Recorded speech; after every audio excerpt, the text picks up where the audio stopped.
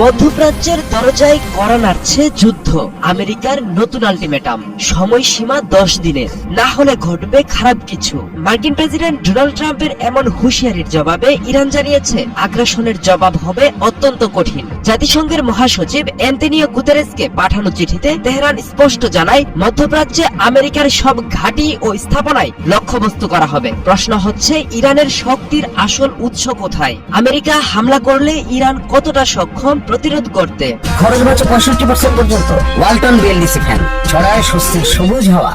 ওমানের মধ্যস্থতায় জেনেভায় দ্বিতীয় দফা আলোচনার পরই পরিস্থিতি মোড় নেয় নাটকীয়ভাবে। ওয়াশিংটন বলছে ইউরেনিয়াম নিয়ে ইরানকে অর্থবহ চুক্তি করতে হবে, না হলে পরিণতি খারাপ হবে। কিন্তু তেহরানের মন্তব্য ভিন্ন। তারা বলছে পারমাণবিক বোমা তাদের লক্ষ্য নয়, বরং নিষেধাজ্ঞা প্রত্যাহারই মূল দাবি। এর মধ্যে অঞ্চলটিতে সামরিক উপস্থিতি বাড়িয়েছে আমেরিকা। বিমানবাহী রণতরী ইউএস আব্রাহাম লিঙ্কন যুদ্ধ বিমান, রিফুয়েলিং এয়ারক্রাফট অবস্থান নিচ্ছে ইরানের উপকূলের কাছাকাছি। অন্যদিকে চুপ করে বসে নেই ইরানও। হরমুজ প্রণালীতে ইরানের সামরিক মহড়া বার্তা দিচ্ছে আমেরিকাকে ঘায়েল করতে তাদেরও রয়েছে সর্বোচ্চ প্রস্তুতি।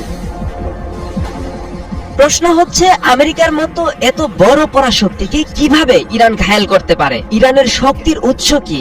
উত্তরের প্রথমেই রয়েছে ভৌগোলিক অবস্থান। বিশ্বের জ্বালানি সরবরাহের অন্যতম গুরুত্বপূর্ণ পথ হরমুজ প্রণালী। এই প্রণালীর নিয়ন্ত্রণের সক্ষমতা ইরানের সবচেয়ে বড় কৌশলগত শক্তি। দ্বিতীয়ত, অসম যুদ্ধ কৌশল। ইরান সরাসরি মার্কিন সামরিক শক্তির সমকক্ষ না হলেও তাদের রয়েছে ব্যালিস্টিক ক্ষেপণাস্ত্র ও ক্রুজ ক্ষেপণাস্ত্র, ড্রোন প্রযুক্তি এবং আঞ্চলিক মিত্রবাহিনী। ইরাক, সিরিয়া, লেবানন ও ইয়েমেনেও রয়েছে ইরানের প্রভাব, যে কোনো সংঘাতে খুলে দিতে পারে বহুমাত্রিক ফ্রন্ট। তৃতীয়ত, আদর্শিক সংহতি ও অভ্যন্তরীণ প্রতিরোধ মনোভাব। 1979 সালের বিপ্লবের পর থেকেই ইরান বহিরাগত চাপকে অস্তিত্বের লড়াই হিসেবে তুলে ধরে, ফলে বাহ্যিক হামলা অনেক সময় অভ্যন্তরীণ ঐক্যকে আরো জোরদার করে।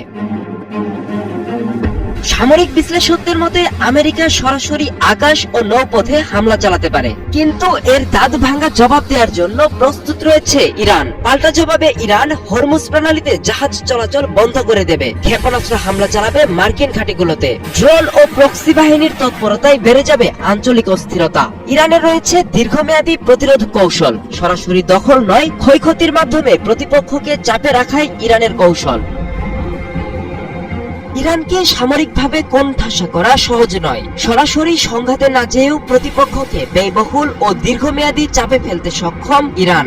আমেরিকা এক ধাপ আগালে নীরব থাকবে না তেহরানও, কারণ এই লড়াই শুধু ভূ রাজনীতি নয়, এটি প্রভাব, প্রতিরোধ আর অস্তিত্বের প্রশ্ন। মধ্যপ্রাচ্যে আগুন জ্বললে শিখা শুধু ইরান আমেরিকার সীমায় আটকে থাকবে না, এর আঁচ লাগবে বিশ্ব অর্থনীতি, জ্বালানি বাজার ও আঞ্চলিক স্থিতিশীলতায়।